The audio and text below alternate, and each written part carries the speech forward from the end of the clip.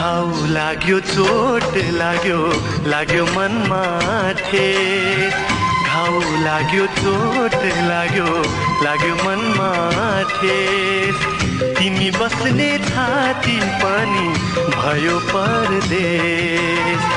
तिमी बस्ने छाती पनि भयो परदेश किन मनका कुरा भन्नै सकिन